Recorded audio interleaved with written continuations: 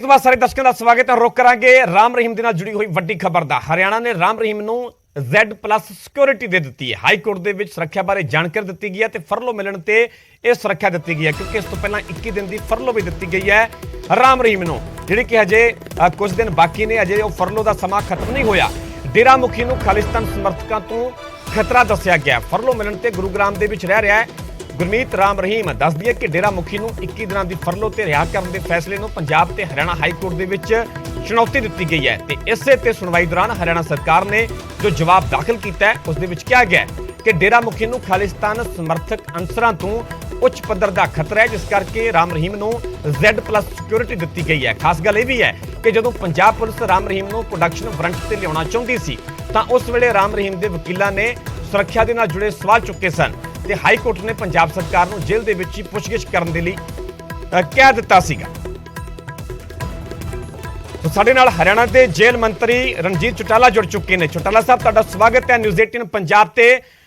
ਸਪਸ਼ਟ ਜਿਹਾ ਸਿੱਧਾ ਜਿਹਾ ਸਵਾਲ ਪਹਿਲਾਂ ਇਹ ਬਣਦਾ ਹੈ ਕਿ ਪਹਿਲਾਂ ਰਾਮ ਰਹੀਮ ਨੂੰ 21 ਦਿਨ ਦੀ ਫਰਲੋ ਦਿੱਤੀ ਜਾਂਦੀ ਹੈ ਹਰਿਆਣਾ ਦੇ ਜੇਲ੍ਹ ਵਿਭਾਗ ਦੇ ਵੱਲੋਂ, ਉਸ ਤੋਂ ਬਾਅਦ ਚ ਹੁਣ Z+ ਸਿਕਿਉਰਿਟੀ। ਪਹਿਲਾਂ ਤਾਂ ਇਹੀ ਸਵਾਲ ਹੈ ਕਿ ਇਸ ਦੇ ਪਿੱਛੇ ਆਖਿਰਕਾਰ ਗਰਾਊਂਡ ਕੀ ਹੈ?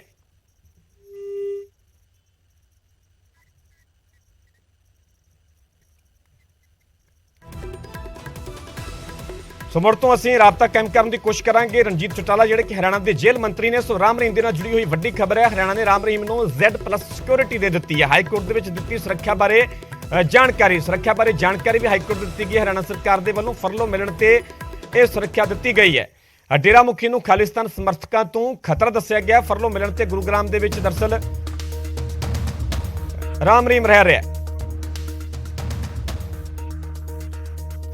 ਸੋ ਹਰਿਆਣਾ ਸਰਕਾਰ ਦੇ ਵੱਲੋਂ ਹਾਈ ਕੋਰਟ ਦੇ ਵਿੱਚ ਜਵਾਬ ਕੀ ਦਿੱਤਾ ਗਿਆ, ਤੁਹਾਨੂੰ ਉਹ ਵੀ ਇੱਕ ਇੱਕ ਕਰਕੇ ਵਿਸਥਾਰ ਦੇ ਨਾਲ ਦੱਸਦੇ ਹਾਂ। ਹਰਿਆਣਾ ਸਰਕਾਰ ਨੇ ਹਾਈ ਕੋਰਟ ਦੇ ਵਿੱਚ ਕਿਹਾ ਕਿ ਡੇਰਾ ਮੁਖੀ ਨੂੰ ਖਾਲਿਸਤਾਨ ਸਮਰਥਕਾਂ ਤੋਂ ਖਤਰਾ ਹੈ। ਫਰਲੋ ਤੇ ਰਾਮ ਰਹੀਮ ਨੂੰ Z+ ਸੁਰੱਖਿਆ ਦਿੱਤੀ ਗਈ ਹੈ, ਕਿਉਂਕਿ ਫਰਲੋ ਦਾ ਸਮਾਂ ਅਜੇ ਬਾਕੀ ਹੈ। 21 ਦਿਨ ਦੀ ਫਰਲੋ ਦਿੱਤੀ ਗਈ ਹੈ। ਰਾਮ ਰਹੀਮ ਨੂੰ ਹਾਰਡਕੋਰ ਕ੍ਰਿਮੀਨਲ ਨਹੀਂ, ਫਰਲੋ ਦਾ ਹੱਕਦਾਰ ਹੈ। ਹਰਿਆਣਾ ਸਰਕਾਰ ਨੇ ਹਾਈ ਕੋਰਟ ਦੇ ਵਿੱਚ ਇਹ ਵੀ ਕਿਹਾ ਕਿ ਰਾਮ ਰਹੀਮ ਹਾਰਡਕੋਰ ਕ੍ਰਿਮੀਨਲ ਨਹੀਂ ਹੈ ਤੇ ਫਰਲੋ ਦਾ ਹੱਕਦਾਰ ਹੈ। ਕਤਲ ਦੇ ਮਾਮਲੇ ਦੇ ਵਿੱਚ ਸਿੱਧੇ ਤੌਰ ਤੇ ਸ਼ਾਮਲ ਨਹੀਂ ਹੈ। ਹਰਿਆਣਾ ਸਰਕਾਰ ਨੇ ਵੀ ਤਰਕ ਦਿੱਤਾ ਹੈ, ਕਿਉਂਕਿ 2 ਕਤਲ ਦੇ ਮਾਮਲਿਆਂ ਦੇ ਵਿੱਚ ਸਜ਼ਾ ਕੱਟ ਰਿਹਾ ਤੇ 1 ਸਾਲਵੀਆਂ ਦੇ ਨਾਲ ਬਲਾਤਕਾਰ ਦੇ ਮਾਮਲੇ ਵਿੱਚ ਸਜ਼ਾ ਕੱਟ ਰਿਹਾ ਰਾਮ ਰਹੀਮ। ਪਰ ਹਰਿਆਣਾ ਸਰਕਾਰ ਦਾ ਹਾਈ ਕੋਰਟ ਦੇ ਵਿੱਚ ਕਹਿਣਾ ਹੈ ਕਿ ਕਤਲ ਦੇ ਮਾਮਲੇ ਦੇ ਵਿੱਚ ਸਿੱਧੇ ਤੌਰ ਤੇ ਸ਼ਾਮਲ ਨਹੀਂ ਹੈ। ਰਾਮ ਰਹੀਮ ਨੇ ਅਸਲ ਦੇ ਵਿੱਚ ਕਤਲ ਨਹੀਂ ਕੀਤੇ ਸਨ। ਸਹਿ ਮੁਲਜ਼ਮਾਂ ਦੇ ਨਾਲ ਮਿਲ ਕੇ ਅਪਰਾਧਿਕ ਸਾਜ਼ਿਸ਼ ਰਚਣ ਦਾ ਦੋਸ਼ੀ ਹੈ। 5 ਸਾਲ ਜੇਲ੍ਹ ਬਿਤਾਉਣ ਕਰਕੇ ਰਾਮ ਰਹੀਮ ਫਰਲੋ ਦਾ ਹੱਕਦਾਰ ਹੈ। ਹਰਿਆਣਾ ਸਰਕਾਰ ਦੇ ਵੱਲੋਂ ਕਿਹਾ ਗਿਆ ਕਿ 5 ਸਾਲ ਜੇਲ੍ਹ ਬਿਤਾਉਣ ਕਰਕੇ ਉਹ ਫਰਲੋ ਦਾ ਹੱਕਦਾਰ ਹੈ, ਕਿਉਂਕਿ ਉਹਨਾਂ ਦਾ 5 ਸਾਲ ਦਾ ਜਿਹੜਾ ਜੇਲ੍ਹ ਦੇ ਵਿੱਚ ਜੇਲ੍ਹ ਕੱਟਣ ਦਾ ਸਮਾਂ ਉਹ ਪੂਰਾ ਹੋ ਚੁੱਕਿਆ, ਇਸ ਕਰਕੇ ਉਹ ਫਰਲੋ ਦਾ ਹੱਕਦਾਰ ਹੈ ਤੇ ਤਾਂ ਫਰਲੋ ਦਿੱਤੀ ਗਈ ਹੈ। ਹਰਿਆਣਾ ਸਰਕਾਰ ਨੇ ਹਾਈ ਕੋਰਟ ਦੇ ਵਿੱਚ ਇਹ ਜਵਾਬ ਦਾਖਲ ਕੀਤਾ ਹੈ। ਸੋ ਇਸੇ ਖਬਰ ਤੇ ਜ਼ਿਆਦਾ ਜਾਣਕਾਰੀ ਲਈ ਮੇਰੇ ਸਹਿਯੋਗੀ ਉਮੇਸ਼ ਸ਼ਰਮਾ ਜੁੜੇ ਹੋਏ ਨੇ। ਉਮੇਸ਼, ਪਹਿਲਾਂ 21 ਦਿਨ ਦੀ ਫਰਲੋ ਦਿੱਤੀ ਜਾਂਦੀ ਹੈ, ਹੁਣ ਤੇ Z+ ਸਿਕਿਉਰਿਟੀ। ਸਿਆਸਤ ਵੀ ਗਰਮਾਉਂਦੀ ਨਜ਼ਰ ਆ ਰਹੀ ਹੈ। ਵਿਰੋਧੀਆਂ ਵੱਲੋਂ ਸਿੱਧੇ ਤੌਰ ਤੇ BJP ਨੂੰ ਨਿਸ਼ਾਨੇ ਤੇ ਲਿਆ ਜਾ ਰਿਹਾ ਹੈ। ਵਿਸਥਾਰ ਦੇ ਨਾਲ ਜਾਣਨਾ ਚਾਹਾਂਗੇ ਕਿ ਆਖਿਰਕਾਰ ਪਹਿਲਾਂ ਫਰਲੋ ਤੇ ਹੁਣ Z+ ਸਿਕਿਉਰਿਟੀ, ਇਸ ਦੇ ਪਿੱਛੇ ਆਧਾਰ ਕੀ ਹੈ, ਗਰਾਊਂਡ ਕੀ ਹੈ? ਦੇਖੋ, ਜਿਹੜੀ ਇਹ ਪਟੀਸ਼ਨ ਫਾਈਲ ਕੀਤੀ ਗਈ ਸੀ ਰਾਮ ਰਹੀਮ ਦੇ ਖਿਲਾਫ ਕਿ ਫਰਲੋ ਕਿਉਂ ਦਿੱਤੀ ਗਈ ਹੈ, ਇਹਦੇ ਉੱਪਰ ਹਾਈ ਕੋਰਟ ਨੇ ਹਰਿਆਣਾ ਸਰਕਾਰ ਨੂੰ ਨੋਟਿਸ ਜਾਰੀ ਕੀਤਾ ਸੀ ਪਿਛਲੀ ਸੁਣਵਾਈ ਦੇ ਵਿੱਚ। ਤੇ ਹਰਿਆਣਾ ਸਰਕਾਰ ਨੇ ਜਿਹੜਾ ਜਵਾਬ ਦਾਖਲ ਕੀਤਾ ਹੈ ਉਹਦੇ ਵਿੱਚ ਸਾਫ਼ ਕਿਹਾ ਕਿ ਰਾਮ ਰਹੀਮ ਹਾਰਡਕੋਰ ਕ੍ਰਿਮੀਨਲ ਨਹੀਂ ਹੈ, ਫਰਲੋ ਦਾ ਰਾਈਟ ਬਣਦਾ ਰਾਮ ਰਹੀਮ ਦਾ। ਕਾਰਨ ਦਿੱਤਾ ਗਿਆ ਹੈ ਕਿ 5 ਸਾਲ ਪੂਰੇ ਹੋ ਗਏ ਨੇ ਤੇ ਉਹਨਾਂ ਦੇ ਅਗੇਂਸਟ ਡਾਇਰੈਕਟ ਮਰਡਰ ਦਾ ਜਾਂ ਸਾਜ਼ਿਸ਼ ਰਚਣ ਦੇ ਇਲਜ਼ਾਮ, ਡਾਇਰੈਕਟ ਹੱਤਿਆ ਦਾ ਇਲਜ਼ਾਮ ਨਹੀਂ ਹੈ। ਜਿਹੜਾ ਵੀ ਉਹਨਾਂ ਦੇ ਕੋਲ ਇਲਜ਼ਾਮ ਹੈ ਉਹ ਥਰੂ ਕਿਸੇ ਹੋਰ ਵਿਅਕਤੀ ਦੇ ਰਾਹੀਂ ਉਹਨਾਂ ਨੇ ਕੋਈ ਸਾਜ਼ਿਸ਼ ਰਚੀ ਜਾਂ ਹੱਤਿਆ ਕਰਾਈ ਹੈ। ਤਾਂ ਇਹ ਜਵਾਬ ਦਿੱਤਾ ਗਿਆ। ਨਾਲ ਇਹ ਵੀ ਕਿਹਾ ਗਿਆ ਜੇ ਮੰਨ ਲਓ ਕਿ ਹਾਰਡਕੋਰ ਕ੍ਰਿਮੀਨਲ ਵੀ ਹੈਗਾ ਰਾਮ ਰਹੀਮ ਤਾਂ ਵੀ ਫਰਲੋ ਦਾ ਅਧਿਕਾਰ ਬਣਦਾ, ਕਿਉਂਕਿ 5 ਸਾਲ ਜੇਲ੍ਹ ਵਿੱਚ ਪੂਰੇ ਹੋ ਚੁੱਕੇ ਨੇ।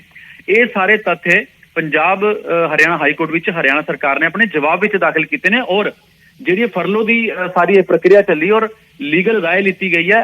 ਹਰਿਆਣਾ ਦੇ ਐਡਵੋਕੇਟ ਜਨਰਲ ਬਲਦੇਵ ਰਾਜ ਮਹਾਜਨ ਜਿਹੜੇ AG ਨੇ, ਐਡਵੋਕੇਟ ਜਨਰਲ ਨੇ, ਉਹਨਾਂ ਦੀ ਰਾਏ ਲੈ ਕੇ ਅੱਗੇ ਕਾਨੂੰਨ ਪ੍ਰਕਿਰਿਆ ਇਹ ਫਰਲੋ ਦੀ ਸ਼ੁਰੂ ਕੀਤੀ ਗਈ ਸੀ। ਜਿੱਥੇ ਤੱਕ ਸਵਾਲ ਹੈ Z+ ਸਿਕਿਉਰਿਟੀ ਦਾ, ਤੁਹਾਨੂੰ ਯਾਦ ਹੋਣਾ ਕਿ ਰਾਮ ਰਹੀਮ ਨੂੰ ਪਹਿਲਾਂ ਵੀ ਸਿਕਿਉਰਿਟੀ ਮਿਲੀ ਹੋਈ ਸੀ ਜਦ ਤੱਕ ਉਹ ਕਨਵਿਕਟ ਨਹੀਂ ਹੋਇਆ ਸੀਗਾ। ਉਸ ਤੋਂ ਪਹਿਲਾਂ ਤੁਹਾਨੂੰ ਪਤਾ ਇੱਕ ਪੂਰਾ ਕਾਫਿਲਾ ਚੱਲਦਾ ਸੀ ਸਿਕਿਉਰਿਟੀ ਦਾ ਰਾਮ ਰਹੀਮ ਦੇ ਨਾਲ।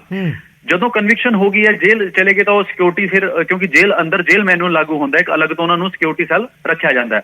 ਹੁਣੇ ਜੀ। ਜਦੋਂ ਫਰਲੋ ਅਪਲਾਈ ਕੀਤੀ ਗਈ ਤਾਂ ਸਿਕਿਉਰਿਟੀ ਸਮੇਂ-ਸਮੇਂ ਤੇ ਰਿਵਿਊ ਹੁੰਦੀ ਹੈ ਔਰ ਇਹ ਸਰਕਾਰ ਦਾ ਔਰ ਪ੍ਰਸ਼ਾਸਨ ਦਾ ਔਰ ਏਜੰਸੀਆਂ ਦਾ ਨਿਰਣੈ ਹੁੰਦਾ ਕਿ ਫਲਾਣੇ ਬੰਦੇ ਨੂੰ ਸਿਕਿਉਰਿਟੀ ਦੀ ਕਿੰਨੀ ਥ੍ਰੈਟ ਹੈ ਕਿੰਨੀ ਨਹੀਂ। ਇਸ ਕਰਕੇ Z+ ਸਿਕਿਉਰਿਟੀ ਦੇ ਵਿੱਚ ਰੱਖਿਆ ਗਿਆ ਕਿਉਂਕਿ ਫਰਲੋ ਜਿਹੜੀ ਹੈਗੀ ਆ ਉਹ 22 ਤਰੀਕ ਤੱਕ ਦੀ ਫਰਲੋ ਸੀਗੀ, ਉਸ ਤੋਂ ਬਾਅਦ ਵਾਪਸ ਜਾਣਾ ਹੋਣਾ ਜੇਲ੍ਹ ਵਿੱਚ। ਜੀ ਠੀਕ ਹੈ ਅਮੇਸ਼, ਫਿਲਹਾਲ ਦੀ ਪੂਰੀ ਜਾਣਕਾਰੀ ਤੁਹਾਡਾ ਬਹੁਤ ਬਹੁਤ ਧੰਨਵਾਦ। ਸੋ ਹਰਿਆਣਾ ਦੇ ਅਫਸਰ ਰਾਮ ਰਹੀਮ ਨੂੰ Z+ ਸਿਕਿਉਰਿਟੀ ਦਿੱਤੀ ਹੈ। ਇਸ ਤੋਂ ਪਹਿਲਾਂ ਗੱਲ ਕੀਤੀ ਜਾਵੇ ਤਾਂ 21 ਦਿਨ ਦੀ ਫਰਲੋ ਦਿੱਤੀ ਗਈ, ਹਾਲਾਂਕਿ ਉਸ ਦੇ ਵਿੱਚ ਵੀ ਕੁਝ ਦਿਨ ਅਜੇ ਬਾਕੀ ਨੇ, ਤੇ ਜਿਸ ਤੋਂ ਬਾਅਦ 'ਚ ਹੁਣ Z+ ਸਿਕਿਉਰਿਟੀ ਦੇ ਦਿੱਤੀ ਗਈ। ਹਾਲਾਂਕਿ ਇਸ ਤੇ ਸਿਆਸਤ ਵੀ ਗਰਮਾਉਂਦੀ ਹੋਈ ਨਜ਼ਰ ਆ ਰਹੀ ਹੈ। ਵਿਰੋਧੀਆਂ ਦੇ ਵੱਲੋਂ ਸਿੱਧੇ ਤੌਰ ਤੇ ਬੀਜੇਪੀ ਨੂੰ ਨਿਸ਼ਾਨੇ ਤੇ ਲਿਆ ਜਾ ਰਿਹਾ, ਪਰ ਬੀਜੇਪੀ ਦਾ ਇਹ ਤਰਕ ਹੈ ਕਿ ਫਰਲੋ ਦਾ ਹੱਕਦਾਰ ਹੈ, ਤੇ ਉਸ ਤੋਂ ਬਾਅਦ 'ਚ ਜਿਸ ਤਰ੍ਹਾਂ ਖਾਲਿਸਤਾਨ ਸਮਰਥਕਾਂ ਦੇ ਵੱਲੋਂ ਧਮਕੀਆਂ ਦਿੱਤੀਆਂ ਜਾ ਰਹੀਆਂ, ਤੇ ਇਸੇ ਕਰਕੇ Z+ ਸਿਕਿਉਰਿਟੀ ਦਿੱਤੀ ਗਈ ਹੈ। ਹਰਿਆਣਾ ਸਰਕਾਰ ਦੇ ਵੱਲੋਂ ਬਕਾਇਦਾ ਹਾਈ ਕੋਰਟ ਦੇ ਵਿੱਚ ਇਸ ਨੂੰ ਲੈ ਕੇ ਤਰਕ ਵੀ ਦਿੱਤਾ ਗਿਆ, ਜਵਾਬ ਵੀ ਦਿੱਤਾ ਗਿਆ, ਜਿਸ ਦੇ ਵਿੱਚ ਕਿਹਾ ਗਿਆ ਕਿ ਡੇਰਾ ਮੁਖੀ ਨੂੰ ਖਾਲਿਸਤਾਨ ਸਮਰਥਕਾਂ ਤੋਂ ਖਤਰਾ ਹੈ ਤੇ ਫਰਲੋ ਮਿਲਣ ਤੇ ਗੁਰੂਗ੍ਰਾਮ ਦੇ ਵਿੱਚ ਦਰਅਸਲ